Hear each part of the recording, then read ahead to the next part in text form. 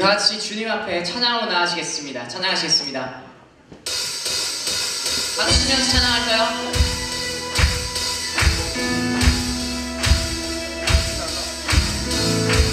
우리의 힘은 여호와로 인하여 승리하는 것을 고백합니다. 아멘.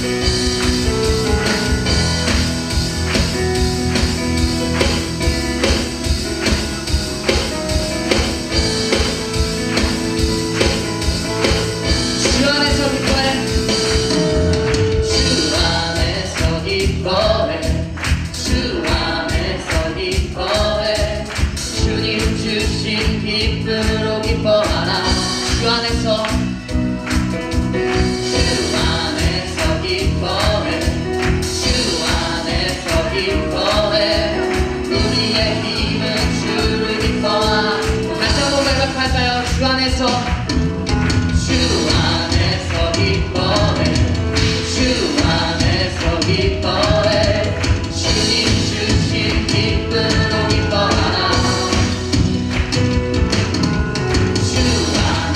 기뻐해 주 안에서 기뻐해 우리의 힘은 주를 노래하며 주 안에서 주 안에서 기뻐해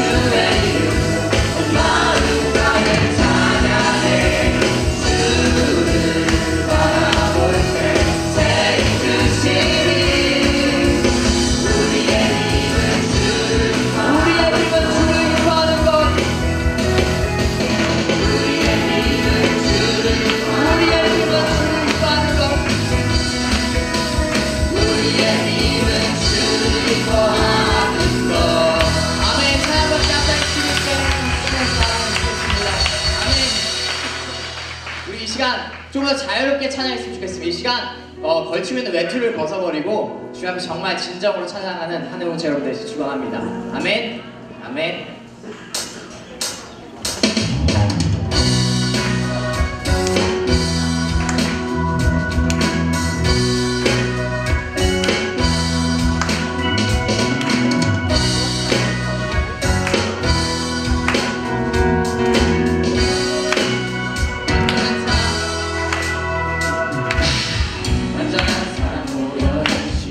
구세주 그분 하나요 그 아들 우리에게 주신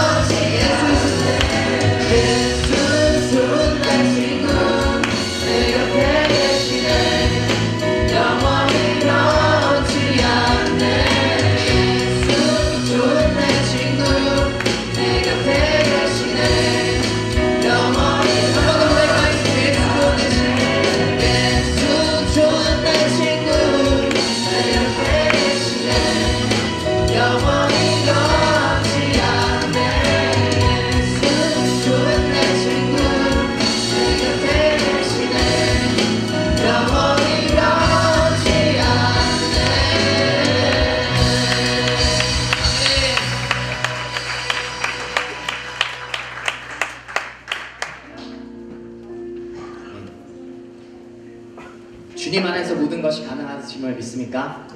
나의 능력 되시고 나의 피난처 되시며 나의 강한 산성이신 주님을 찬양합니다. 이 시간 주님 앞에 나아가시겠습니다.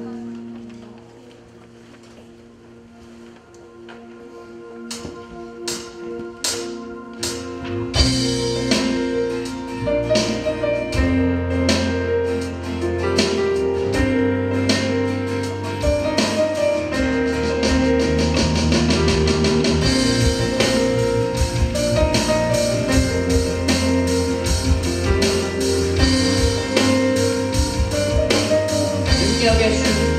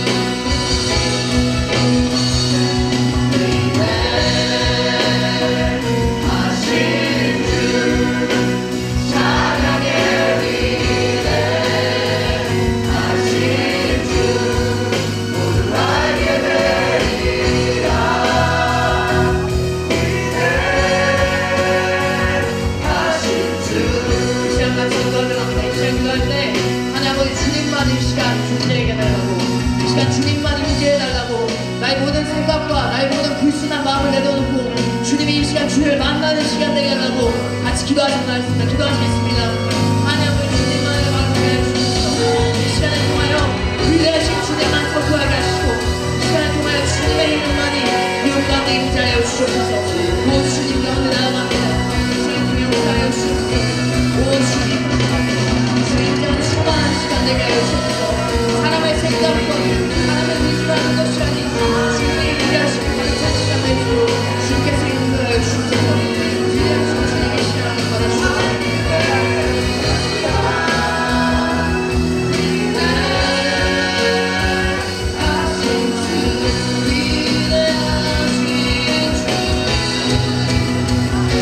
네, 오늘 하나님께서 우리에게 주신 말씀 함께 보기를 원하는데요.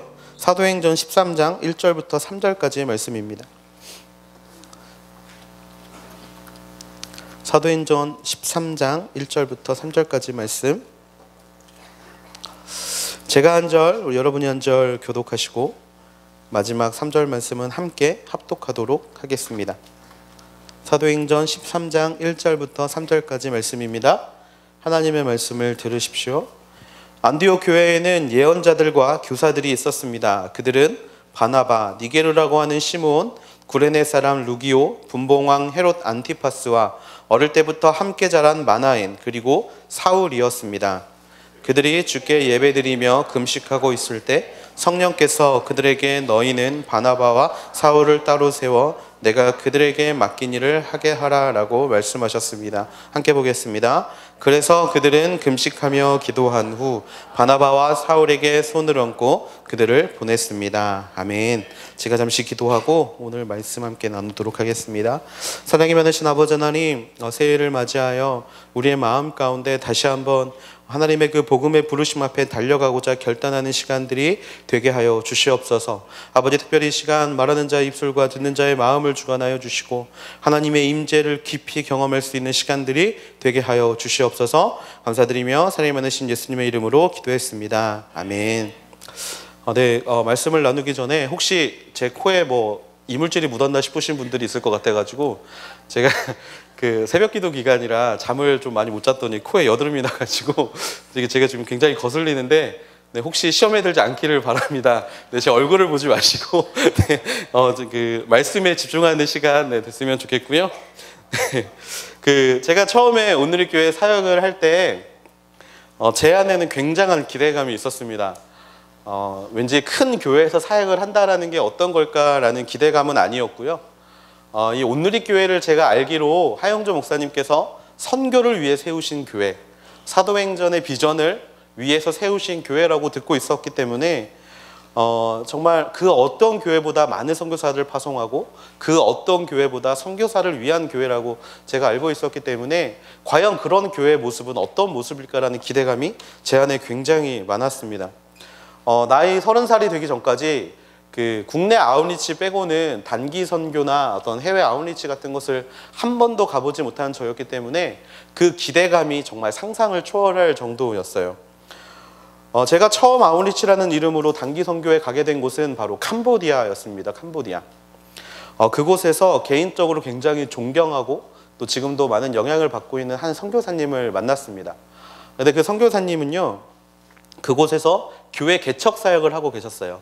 이곳 저곳에 교회를 세우시고 또 그곳에서 믿음이 좋은 아이들을 센터에 데리고 와서 다음 세대를 세우는 어떤 그런 선교적 사명을 감당하고 계시던 분이었습니다.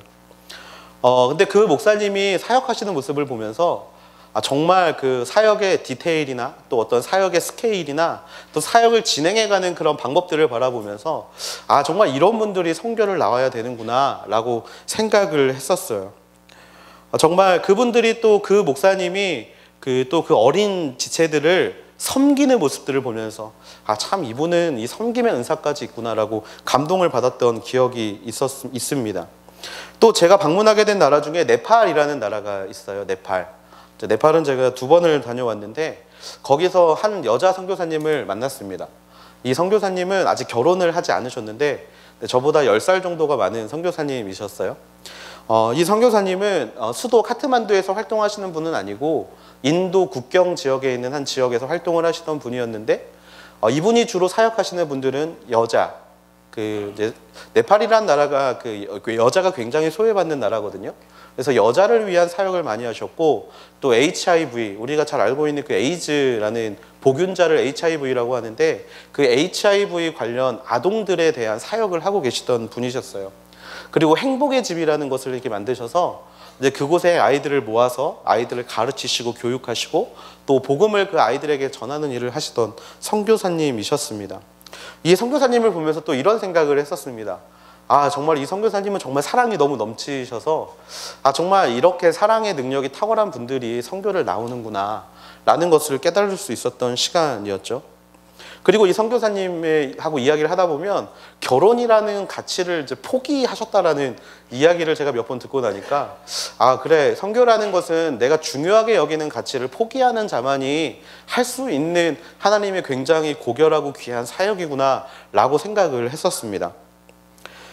근데 제가 또 방문했던 나라 중에 티국이라는 나라가 있어요. 이 티국의 선교사님은 이제 이게 보안 지역이라서 이제 특별히 말씀을 드릴 수는 없지만 두 자녀를 둔 부부 선교사님이었습니다.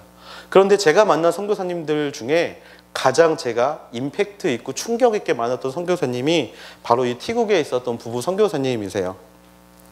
이 선교사님들은요, 현지에서 NGO, 그 여성들을 계몽시키는 그런 NGO를 통해서 복음을 전하고 계시던 분들이셨습니다. 그런데 이 부부하고 이야기를 하게 될 기회가 있어서 같이 이제 나눔을 하고 있는데, 이제 선교사님들한테는 꼭 하는 질문들이 있습니다. 뭐냐면, 선교사님은 어떻게 선교를 하시게 되었어요? 라는 질문이에요. 이게 공식 질문이거든요.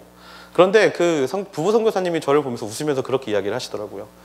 그냥 서울에서 하던 일이 잘 안 돼서 선교나 가자 싶어서 나왔다. 네, 그렇게 말씀을 하시는데 사실 제 안에 굉장히 그 충격이 좀 있었습니다.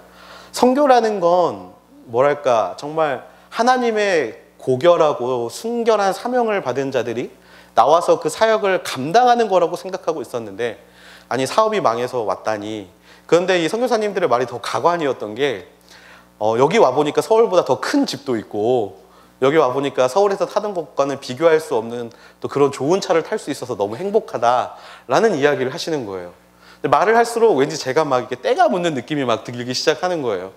그런데요, 제가 알고 있었던 선교사님들의 모습은 사역적 탁월함이 있었거나, 아니면 내가 가장 중요한 것들을 포기하고 그 자리에 갔거나, 아니면 정말 순결하고 고결한 부르심으로 인하여 선교의 자리를 가셨던 분들이었는데, 이 선교사님들을 만나고 나서 제 시야가 좀 달라지는 것을 느꼈습니다. 말은 그렇게 하셨는데요, 이 선교사님들이 현지에서 사역을 하시는 모습을 바라보면 아, 정말 하나님의 도우심이 아니면 이렇게 사역을 할 수 없겠구나라는 것을 너무나 크고 또 너무나 강렬하게 체험했던 순간이 바로 이 나라에서의 선교의 경험이었습니다. 소위 선교라는 거는요, 달란트가 있는 사람들이나 또는 귀한 것을 내려놓는 사람들만이 가는 것이라는 것은 우리들이 가지고 있는 가장 큰 편견이 아닐까 싶습니다. 저도 제 인생을 어떻게 하면 남들보다 탁월하게 훌륭하게 세울까, 또 선교의 어떤 비전을 가지고 있는 저로서도 어떻게 하면 남들이 가지고 있지 않은 것들을 가지고 선교지로 갈까, 어떻게 하면 선교에 도움이 될 만한 것들을 내가 배워서 선교라는 사역을 감당할까를 매일 생각하고 있었는데, 막상 만나본 선교사님들은 항상 제가 생각했던 선교사님들의 모습이 아니었다라는 거죠. 여러분은 선교를 무엇이라고 생각하십니까? 여러분, 선교를 제가 한마디로 정의해서 선교는 이것이다라고 여러분에게 지금 말하려는 게 아닙니다. 선교는 이런 거다 저런 거다를 이 시간에 논하는 게 아니라, 선교에 대해서 선교가 정말 우리에게 어떤 의미인가를 다시 한번 생각해보고 또 다시 한번 돌아보는 시간을 이 시간 함께 갖게 되기를 원합니다. 선교는요, 특별한 사람의 사명이 아닙니다. 선교는 부름받은 사람만이 달려가는 일이 아닙니다. 선교라는 것은요, 하나님이 부르신 사람들이 감당해야 되는, 그리스도인들이라면 모두가 당연히 그 짐을 함께 나누어져야 하는 하나님의 명령인 줄로 믿습니다. 하나님께서 우리에겐 어떤 대가를 바라지 않으셨습니다. 하나님은요, 우리를 불러주시는데 아무런 대가를 바라지 않으시고 당신의 아들인 예수 그리스도를 우리에게 보내주셨습니다. 우리 모두의 죄를 십자가에 달려 돌아가게 하셨고, 또 그것으로 말미암아 우리가 나음을 얻게 하셨죠. 긴급 문자, 네, 빨리. 네, 지금 단체 문자 돌고 있는 것 같은데, 네, 네, 좀 진정된 것 같으니까. 하나님은요, 어떠한 대가를 바라고 우리를 이끌어 오신 게 아니라는 거예요. 하나님은 내가 얘를 이끌어 오면 얘가 나를 위해 특별한 무언가를 하겠다. 이것들을 계산함으로 우리를 불러주신 게 아니라 하나님은 아무 대가 없이 저와 여러분 모두를 위해 이 세상의 모든 인류를 위해 그 아들이신 예수 그리스도를 십자가에 달려 돌아가게 하시고 그 피를 믿는 자를 하나님의 앞으로 이끌어 오셨다라는 겁니다. 그분이 우리를 당신의 앞으로 이끌어 오신 이유가 무엇이었냐면 그분의 하는 모든 일들을 우리와 함께하고 싶으셨기 때문에 하나님은 저와 여러분 모두와 하나님의 사역을 함께 하시고 싶어하는 이유 하나만으로 우리를 하나님의 존전으로 부르셨다라는 거예요. 그런데 사실 우리는 어떻습니까? 우리는 하나님의 부르심에 대해서 거절하기를 좋아합니다. 주님, 아직은 때가 아닙니다. 지금은 아니에요. 내가 좋아하는 것들을 쫓아가는 것을 기뻐하고요. 피조물로서 우리를 만드신 하나님을 바라보기는커녕 하나님은 뒤로 하고 우리가 좋아하는 것들을 향해 달려가는 게 우리의 모습 아닙니까? 그런데 하나님은 그런 우리를 절대 포기하지 않으시죠. 하나님은 끝까지 우리를 당신의 품으로 안기를 원하십니다. 끊임없이 사랑을 이야기하시면서 끊임없이 우리를 안아주시고 품어주시고 넘어지면 일으켜주시는 것들을 반복하고 계시죠. 그 사랑을 누리는 자, 그 하나님의 부르심 앞에 언제나 그 하나님의 존전으로 달려가는 모든 자가 감당해야 될 일이 바로 선교라는 것입니다. 다시 한번 말하지만 선교는 특별한 사람이 감당해야 하는 일이 아닙니다. 능력이 뛰어나서 그 능력을 보여주기 위한 자리도 아니고요. 가진 것이 많아서 그 가진 것을 자랑하기 위한 자리도 아닙니다. 내가 가지고 있는 어떤 특별한 자리, 내가 가지고 있는 특별한 이름이 그 자리 가운데 빛이 날 것 같아서 나가는 게 선교가 아니라는 거예요. 하나님께서 부르신 사람들이 그 어떤 모습을 가지고 있건 간에 하나님이 부르셨기 때문에 당연히 나아가야 하는 자리가 바로 선교의 자리라는 것입니다. 그런 부르심의 자리를 감당하기 위해서 오늘 말씀 본문에 나오는 한 사람을 여러분에게 이야기하고자 합니다. 예수님의 열두 제자인 사도는 아니었지만 어쩌면 그들보다 더 우리에게 어떤 신앙의 모범이 되는 한 인물인데요. 그 사람의 이름은 바로 바나바라는 사람입니다. 오늘 1절 말씀에 보면 성경은 이렇게 이야기를 하고 있습니다. 1절 말씀 같이 한번 읽어보겠습니다. 시작. 안디옥 교회에는 예언자들과 교사들이 있었습니다. 그들은 바나바, 니게르라고 하는 시므온, 구레네 사람 루기오, 분봉왕 헤롯 안티파스와 어릴 때부터 함께 자란 마나인, 그리고 사울이었습니다. 1절 말씀에 보면 안디옥 교회가 등장하죠. 이 안디옥 교회는 어떤 곳이냐면 스데반 집사의 죽음으로 인해 그리스도인들의 박해가 시작이 되고 믿는 자들이 뿔뿔이 흩어졌던 지역 중에 하나가 바로 이 안디옥이라는 곳이었습니다. 그렇게 흩어졌던 사람들은요, 사도행전 11장 19절 말씀에 보면 사람들이 핍박을 받아 흩어졌고 그 사람들이 그곳에서 복음을 전하는 사역을 감당했다라고 성경은 이야기하고 있습니다. 근데 사도행전 11장 20절 말씀에 보면 그런데 그 가운데 키프로스와 구레네 출신인 몇 사람은 안디옥으로 들어가 그리스 사람들에게도 주 예수의 복음을 전하기 시작했다라고 이야기를 하고 있어요. 원래 이들이 감당했던 사역은 유대인들에게 예수 그리스도를 전하는 사역이었습니다. 그런데 그 중에 몇 사람들이 이제 그곳에 있는 이방인, 소위 말하는 그리스 사람들에게도 복음을 전하기 시작했다라는 거예요. 그런데 그렇게 복음을 전하기 시작하자 수많은 사람들이 예수 그리스도의 복음 아래 모이는 것들을 경험하게 됩니다. 그리고 그 사람들이 모여서 세운 교회가 바로 안디옥 교회. 한마디로 안디옥 교회는 무엇을 위해 세워진 교회입니까? 선교를 위해 세워진 교회라는 것이에요. 선교의 전진기지. 복음 증거를 인생의 최고의 가치를 두고 사는 사람들이 모인 곳이 바로 이 안디옥 교회라는 곳입니다. 오늘 1절 말씀을 다시 보면 복음을 위한 최전선의 안디옥 교회에는 예언자들과 교사들이 있었습니다. 이들이 이곳에 있었던 이유는 무엇입니까? 바로 선교, 그 선교의 목적을 위해 이들은 이곳에 있었죠.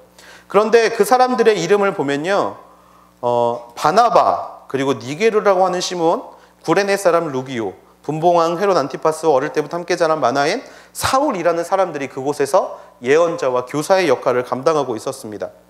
이들이 무엇을 위해 모였다? 선교를 위해 모였다. 그런데 이 사람들은요, 각각의 사연이 있는 사람들이었어요. 이들 중에 마나인이라는 사람이 있었는데, 마나인은 누구냐면 분봉왕 헤롯과 젖동생이라고 이야기합니다. 한마디로 어린 시절에 같은 유모의 젖을 같이 먹고 자란 사람이에요. 한마디로 이 사람은 로얄 블러드입니다.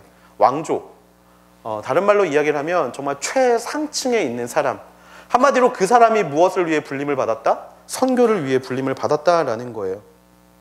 태어나 보니 금수저인 사람도 예외 없이 선교에 동참을 했다라는 겁니다. 두 번째로 나오는 사람이 니게르라고 하는 시므온입니다. 니게르라고 시므온. 니게르라는 것은 우리가 잘 아는 단어가 있는데 니그로라는 말 아실 거예요. 니게르라고 하는 시므온은 흑인이었습니다. 흑인이었는데 이 니게르라고 하는 이 시므온은요, 우리가 이것보다 더 잘 아는 게 있어요. 무엇이냐면 이 당시에 아프리카 쪽에 복음이 들어갔던 지역이 리비아고, 성경은 이 리비아를 뭐라고 이야기를 하냐면 구레네라고 이야기를 합니다. 여러분, 구레네 사람 시므온이라고 하면 어디서 많이 들어본 사람 아닙니까? 예수님의 십자가를 대신 졌던 사람. 그 사람이 바로 니게르라고 하는 시므온이라는 사람입니다. 한마디로 이 사람은요, 무엇이 있었냐면 예수님과 평생을, 예수님의 때문에 사도라고 불림받은 제자들과 같은 프라이드를 가지고 있었던 사람이에요. 여러분, 십자가를 제자들이 질 수 있었습니까? 없었습니다. 그런데 이 시므온은 그 십자가를 자기가 질 수 있었던 사람이었죠. 그렇게 세상 사람들이, 특별히 믿는 사람들이 최우선으로 여기는 가장 귀한 경험을 하고 또 가장 특별한 경험을 한 이 사람조차 무엇을 위해 달려왔다? 선교를 위해 달려왔다라는 거예요. 또 사울이 있습니다. 사울은 누굽니까? 우리가 잘 아는 바울이 바로 사울이죠. 당대 최고의 석학이었던 가말리엘의 문화에서 공부를 했던 사람이 바로 사울입니다. 그는 날지 8일 만에 할례를 받은 정결 의식에서도 흠이 없는 사람이었고요. 그는 히브리인 중에 히브리인, 베냐민 족속의 가장 중요한 사람 중에 한 명이었던 게 바로 이 사울이라는 사람이었죠. 히브리 사람으로서 자랑할 만한 모든 것을 가지고 있는 사람이 바로 이 사울이라는 사람이었습니다. 그렇게 유명하고 명성이 있고 높은 신분을 가지고 있는 모든 사람들이 어떠한 가치를 위해 모였다? 바로 선교의 가치를 위해 모였다. 그런데 우리가 주목해 봐야 될 사람은요, 이 사람들이 아니에요. 우리가 주목해 봐야 될 사람은 누구냐면 바로 바나바라는 사람입니다. 여러분, 성경에 바나바의 이름이 가장 먼저 나오는 이유가 뭔지 아십니까? 그 교회에서 가장 중요한 역할을 감당하고 있었던 게 바로 바나바였기 때문입니다. 가장 늦게 회심한 사울이 이름이 가장 맨 마지막에 있죠. 바나바는요, 이 안디옥 교회의 우두머리였습니다. 그런데 바나바는요, 다른 예언자나 다른 교사와는 달리 자랑할 만한 게 하나도 없는 사람이었습니다. 바울과 같은 고스펙을 가진 사람도 아니었고요, 마나인과 같은 왕궁에서 태어난 그런 왕족도 아니었습니다. 또는 시므온처럼 예수님과 함께 보낸 추억으로 인해서 정말 그것들을 귀한 것으로 여기면서 살 수 있었던 사람도 전혀 아니었다라는 거예요. 하지만 그런 바나바가 안디옥 교회의 최전선에 있습니다. 최일선에 있고, 바로 다음에 나오는 말씀에 보시면 2명의 선교사가 이제 파송을 받게 되는데 그 중에 한 명이 바로 바나바였다라는 거예요. 내세울 것이 없지만, 또 자랑할 것이 없지만, 특별한 능력이 없지만 바나바는 선교를 위해 세워진 안디옥 교회에서도 제일 처음 파송받는 선교사가 된다라는 것입니다. 그 중에서 처음으로 선택된 사람으로 서게 된 바나바. 우리는 여기에서 바나바가 왜 첫 번째 선교사로 선택이 되었는지를 생각할지 모릅니다. 사실 한 교회에서 처음으로 보내는 선교사님들은 굉장히 큰 의미가 가지고 있습니다. 왜냐하면 그 선교사님이 나가서 어떻게 사역을 하느냐에 따라서 그 사역의 흥망성쇠가 바로 거기에 달려있기 때문에 그래요. 선교사님을 한 명을 파송을 했는데 그곳에서 아무런 열매를 맺고 있지 못하면 더 이상의 선교사의 파송은 이루어지지 않습니다. 하지만요, 그 선교사님이 그곳에서 큰 열매를 맺으면 맺을수록 그 교회에서의 선교의 사역은 더욱더 힘을 받게 되고 선교의 사역은 더욱더 확장이 돼가는 거예요. 그래서 처음이라는 이미지는 굉장히 중요합니다. 그런데 우리의 생각 같으면 처음 보내는 선교사님은 그러면 무언가 특별한 능력이 있는 사람을 보내야 할 것 같고, 무언가 특별히 자랑할 만한 것을 가지고 있는 사람을 보내야 할 것 같고, 무언가 남들이 하지 못하는 것들을 감당할 수 있는 사람들을 보내야 할 것 같은데, 성경은 누구를 보냅니까? 바나바를 보냈다라는 거예요. 그래서 우리는 바나바를 묵상할 때 얘는 남들보다 나은 게 뭘까? 얘는 도대체 어떠한 이유로 첫 번째 선교사로 선택이 됐을까를 우리는 묵상하려고 노력할지 모르겠습니다. 하지만요, 성경은 왜 그를 파송했는지에 대해서 전혀 이야기하고 있지 않습니다. 성경은요, 바나바라는 사람에 대한 설명조차, 선교사로 파송하는 이 순간까지도 바나바라는 사람에 대한 설명을 전혀 하고 있지 않습니다. 그냥 성령의 선택을 받아서 달려갔다 라고만 이야기를 하고 있죠. 안수집사를 뽑을 때는요, 이러한 저러한 이유로 안수집사를 뽑았다라고 이 사도행전은 나오는데 왜 선교사에게 있어서 그런 어떤 조건이 나오지 않겠습니까? 왜 조건이 나오지 않습니까? 왜냐하면 선교는 모든 사람이 마땅히 감당해야 될 일이기 때문에 그렇습니다. 선교는요, 먼저 되고 나중 되는 게 있지 않습니다. 선교는 1번, 2번, 3번, 4번 줄지어서 나가는 게 아니라 하나님의 부름을 받은 모든 사람들이 나아가서 동일하게 감당해야 되는 사역이 바로 선교이기 때문에 그렇습니다. 그렇다면 우리는 스스로 능력 없음을, 자격 없음을 이야기하지 못합니다. 왜? 부름받은 모든 사람들이 마땅히 감당해야 될 일이기 때문에. 우리는요, 선교사에 어떤 콜링이 있을 때 혼자 이렇게 생각합니다. 나는 아직 나갈 때가 아니야. 학교 졸업하고 나가야지. 아니, 좀 쉬는 때가 있으면 나가야지. 나는 아직 준비되지 못했어. 그렇게 이야기를 하면서 우리 스스로에게, 우리 스스로의 마음 가운데 스스로가 만족할 만한 답변을 하기 좋아합니다. 그러다가 혹시 한 지체가 나간다라고 하면 역시 저 친구는 믿음이 좋으니까, 저 친구는 이것들을 충분히 감당할 수 있으니까, 그래, 귀한 사역 감당할 거야, 축복하면서 보내줘야지. 그런데 중요한 거는요, 정작 내가 그곳에 함께하고자 하는 그 생각은 하지도 못하고 정작 나가는 사람에 대해서 합당한 이유만을 찾고 있는 게 바로 우리의 모습이라는 겁니다. 하지만요, 하나님은 절대로 그렇게 말씀하지 않으신다라는 거예요. 스스로 이유를 만드는 기드온에게 하나님은 그 이유를 무너뜨리십니다. 왜? 전쟁은 하나님께 속한 것이기 때문에.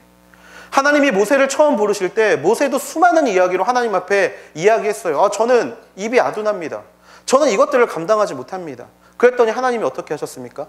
사람의 지혜로 감당할 수 없는 부분들을 사람을 세우시는 방법으로, 비전을 보여주시는 방법으로 그 사람을 만지시고 세워가시는 것들을 우리는 말씀을 통해서 보지 않았습니까? 마찬가지로 하나님은 우리가 가지고 있는 할 수 없다는 이유를 하나님 앞에 내어드리고 보여드릴 때 하나님은 그 이유의 모든 결과를 하나님께서 책임지신다라고 말씀하신다라는 겁니다.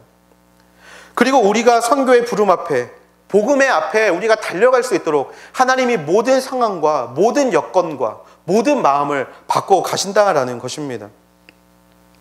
모든 족속으로 제자를 삼아 아버지와 아들과 성령의 이름으로 세례를 주고 내가 너희에게 가르친 모든 것을 가르쳐 지키게 하라라고 말씀을 하셔놓고 하나님이 그에 대한 책임을 지지 않으신다라면 과연 그 명령이 어떠한 능력과 힘이 있겠습니까? 하나님께서 우리에게 그 명령을 주신 이유는요, 바로 그 일을 우리가 행할 수 있기 때문에 그 역할을 우리에게 주셨다라는 겁니다.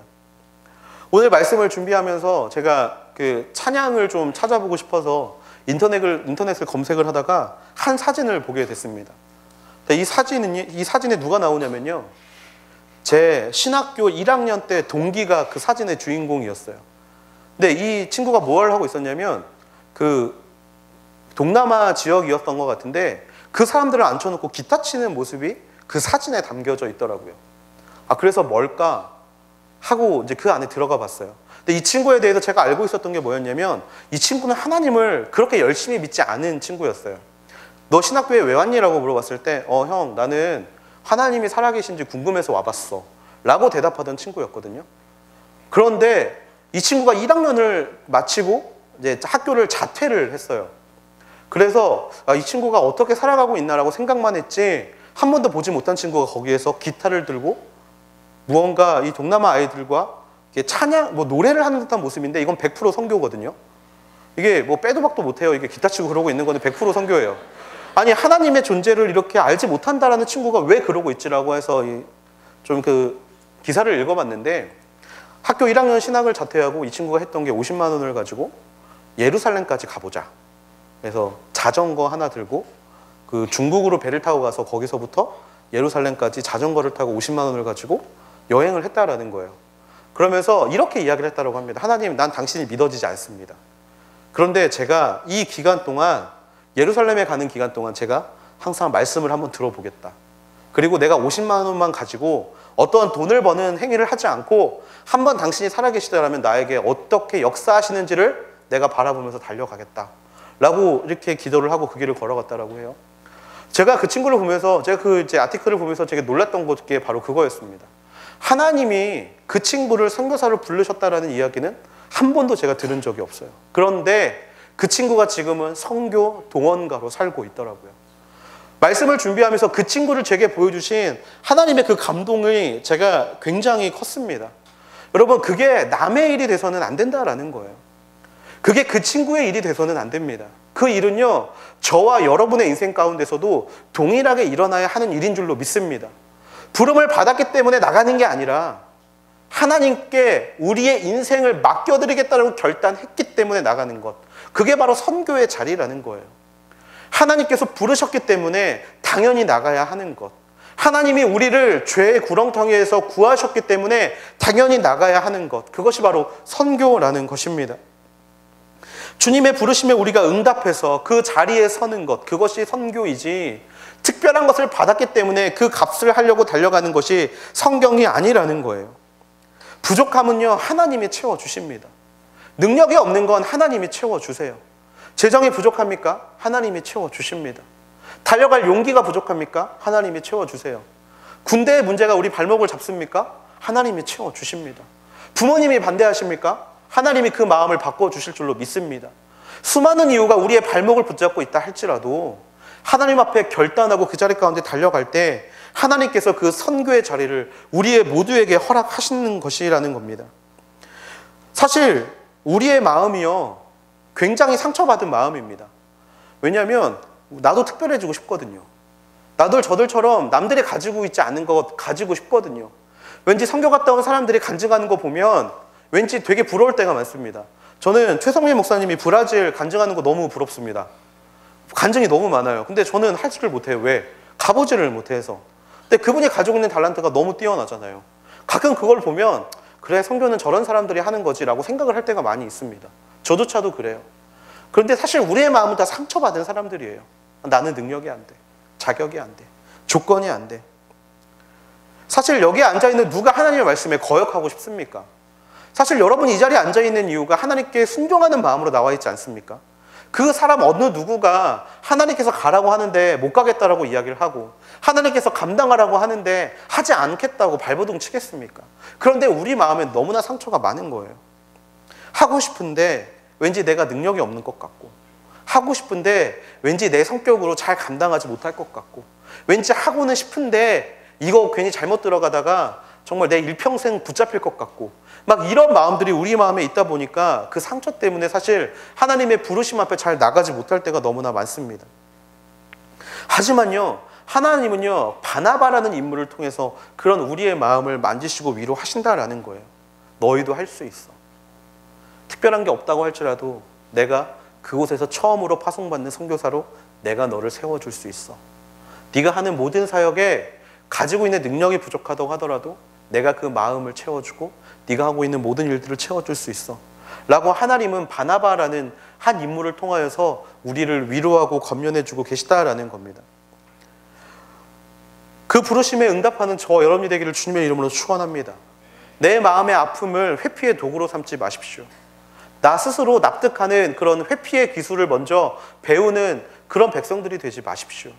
하나님의 부르심 앞에 그 우리의 아픔까지 위로하시는 그 하나님을 신뢰하는 마음으로 정말 주님께서 우리와 함께 하시고자 하시는 그 일, 그 부르심 앞에 기꺼이 두 손 들고 달려갈 수 있는 저와 여러분이 되기를 주님의 이름으로 축원합니다.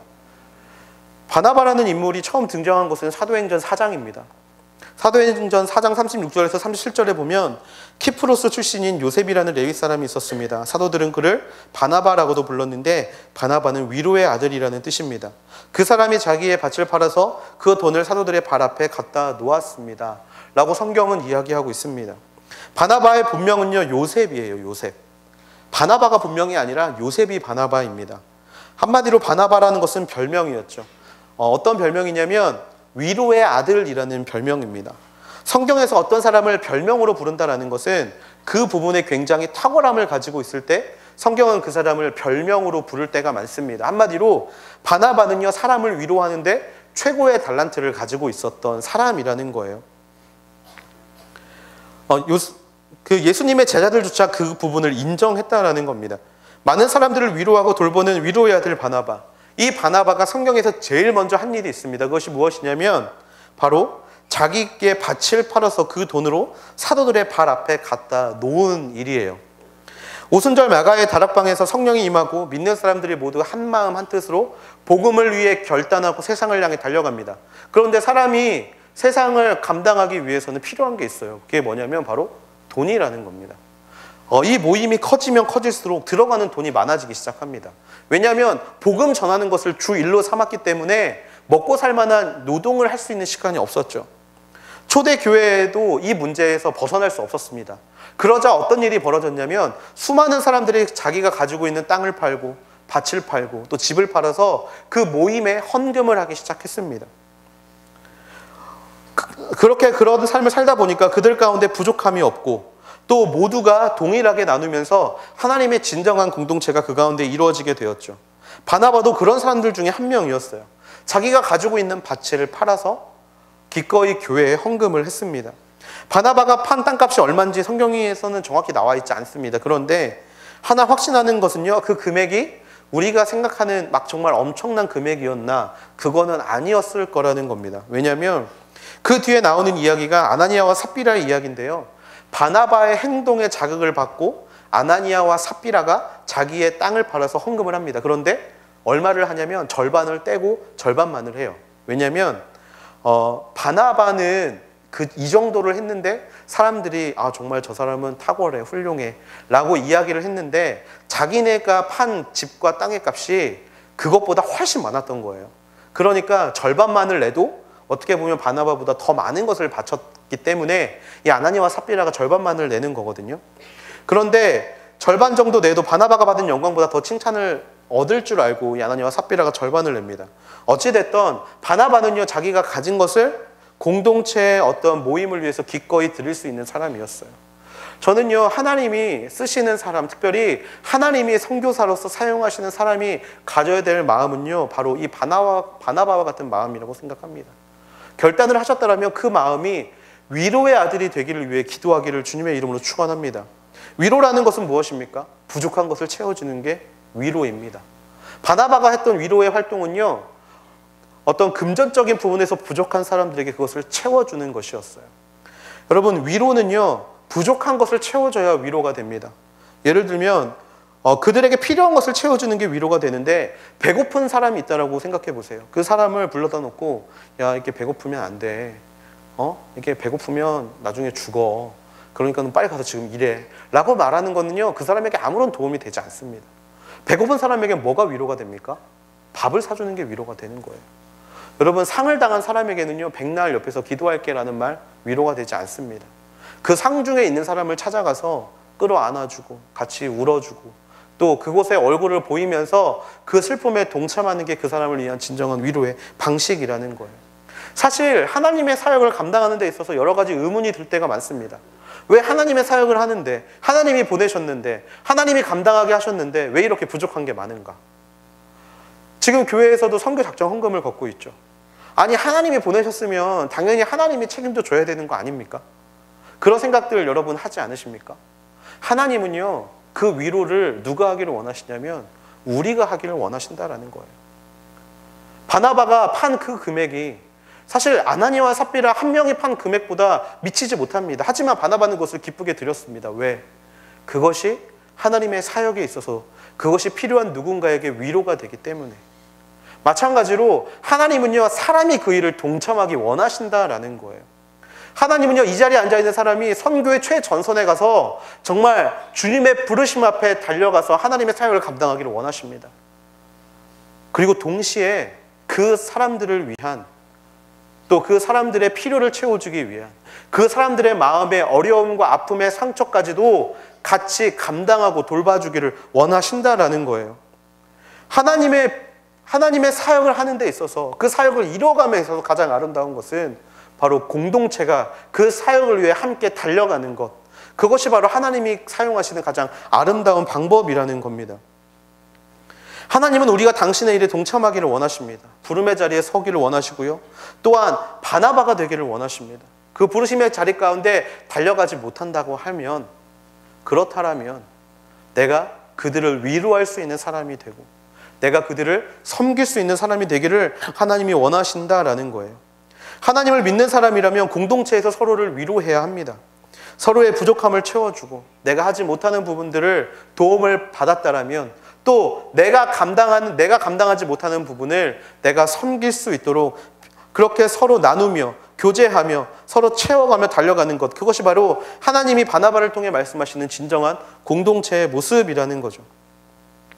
특별히 부름받은 자리인 선교의 자리에는 더더욱 그렇습니다. 내가 할 수 있는 것을 찾으십시오. 여러분 마음 가운데 결단이 부족한 사람들은 결단하고 나아가십시오. 그게 하나님이 여러분에게 주신 사명입니다. 근데 아직 그 결단을 하지 못하는 사람들이 있다면 그들의 마음을 위로할 수 있는 사람이 되시기를 축원합니다. 그게 하나님이 우리를 부르신 이유고요. 그게 여러분이 온누리교회 가운데 계시는 이유입니다. 교회는요, 한 영이 흐르고 있습니다. 교회는 한 영이 흐르기 때문에 그 영의 흐름을 따라 하나님의 인도하심을 경험해야 합니다. 물론 그 영은 성령의 영이죠. 우리 교회에 흐르고 있는 영은 선교의 영인 줄로 믿습니다. 그 선교의 부르심 앞에 저는 여러분 모두가 동참해야 한다라고 강력하게 권면하고 싶습니다. 우리는 이 교회에 온 것이, 교회 컨텐츠가 많기 때문에 교회에 온 것이라면 여러분은 교회를 잘못 오신 거예요. 이 교회는요, 선교를 위해 세워진 교회입니다. 여러분, 저희 교회는요, 예배가 밤 9시까지 있습니다. 밤 9시까지 정말 2시간마다 예배가 있어요. 이런 교회가 어디에도 없습니다. 왜 그렇게 밤 9시까지 교회를 드립니까? 장소가 좁기 때문에 그렇습니다. 왜 장소가 좁습니까? 건축을 하지 않기 때문에 그래요. 왜 건축을 하지 않습니까? 그게 우리의 목적이 아니기 때문에 그렇습니다. 우리의 목적은 무엇입니까? 수많은 선교사님들, 그들을 섬기고 그들이 전하는 복음을 서포트하는 것, 그것이 바로 우리 교회의 사명이라는 거예요. 그래서 하 목사님이 그렇게 줄기차게 부르짖은 것이 그것 아닙니까? 가든지 아니면 보내든지 선교의 모든 사역에 동참하는 것이 바로 우리의 교회다 라고 말씀하지 않으셨습니까? CGNTV가 세워진 이유는요, 선교지에 있는 선교사님을 위해서 세워진 게 CGNTV입니다. 혹행여나 정말 그 정신이 퇴색될까 봐 CGNTV는 단 한 푼의 유료의 광고를 받지 않습니다.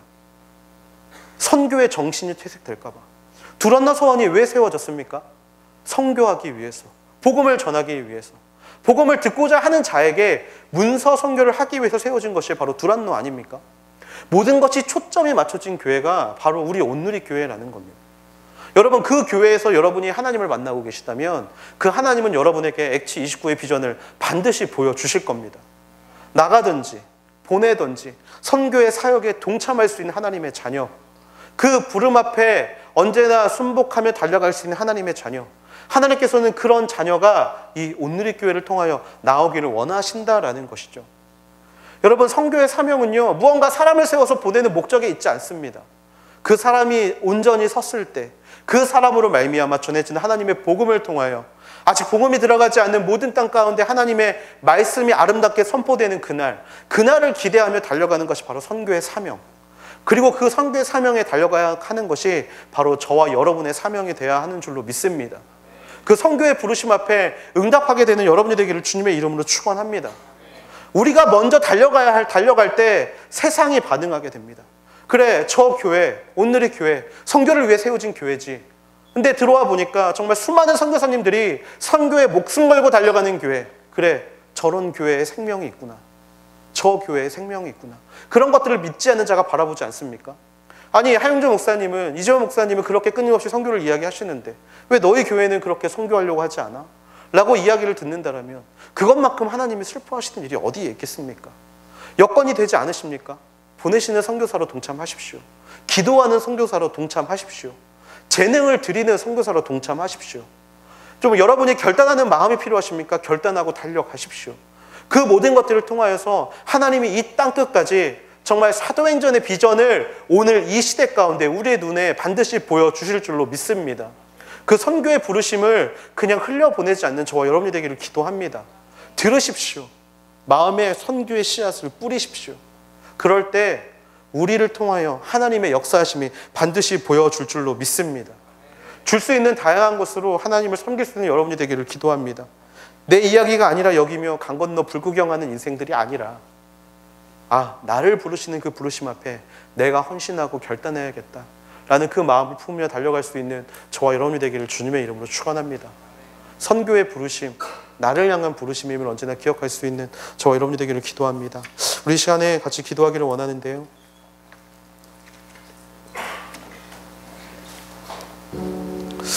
우리 시간에 먼저 기도할 때 하나님 앞에 이렇게 기도하기를 원합니다. 하나님의 부르심의 자리 가운데 기꺼이 나아갈 수 있는 하나님의 자녀들이 되게 하여 주시옵소서. 아버지 하나님이시여, 언제까지 그것들을 회피하며 살아가겠습니까? 하나님, 내 안에 두려움이 있습니다. 하나님, 내 안에 상처받음이 있습니다. 나도 저들처럼 무언가 특별한 걸 하고 싶고, 나도 저들처럼 무언가 특별한 게 갖고 싶은데, 그리고 그것만 있다라면 하나님의 부르심 앞에 더욱더 내가 자신 있게 나아갈 수 있을 텐데, 내 모습은 추한 모습들만 가득하고, 내 모습은 선교사로서의 어떠한 자질도 있는 것 같지 않고, 내 모습은 남들 앞에 서기기도 정말 너무나 부끄러운 모습, 아버지, 그런 모습이 나의 모습이 아닙니까? 하나님, 하지만 오늘 하나님은요, 말씀을 통해 우리에게 위로하시고 권면하십니다. 아무런 능력이 없어도, 아무런 달란트가 없어도, 아무리 가진 것이 없어도 내가 바나바를 사용했다. 내가 그렇게 바나바를 사용한 나 여호와 하나님이 내가 너희를 사용하지 않겠느냐. 살만하신 아버지 하나님, 아무것도 가진 것도 없고, 아버지, 아무것도 하나님 앞에 드릴 것이 없고, 아버지, 선한 것을 아무리 찾아보려고 노력해도 주 앞에 드릴 만한 선한 것이 하나도 없는 나도 하나님께서 사용하신다라고 말씀하시면 기꺼이 그 사역을 감당할 수 있는 그런 하나님의 선교사가 되는 줄로 믿습니다. 아버지 하나님이시여, 그 부르심 앞에 아버지 간절히 응답하는 하나님의 귀한 자녀들이 되게 하여 주시옵소서. 나를 바라보는 것이 아니라 나를 세우신 하나님을 바라볼 수 있는 하나님의 자녀가 되기를 소망합니다. 나의 능력을 바라보는 것이 아니라 나를 세우신 하나님의 능력을 바라보는 하나님의 귀한 자녀가 되기를 소망합니다. 주여, 이 시간 가운데 나의 마음 가운데 임재하여 주셔서 아버지 하나님의 그 비전을, 하나님의 그 위로의 말씀을 내 안에 전하여 주시옵소서. 아버지, 이 시간 우리가 결단하기를 원합니다. 하나님, 주의 부르심 앞에 응답하는 하나님의 자녀가 되겠습니다. 아버지 하나님의 보내심에 기꺼이 반응하는 하나님의 자녀가 되겠습니다. 주여, 나의 마음을 위로하시고 만져 주시옵소서. 그렇게 결단하는 사람들이 시간 두 손 들고 주여 한번 부르시고 통성으로 기도함으로 나아가시겠습니다.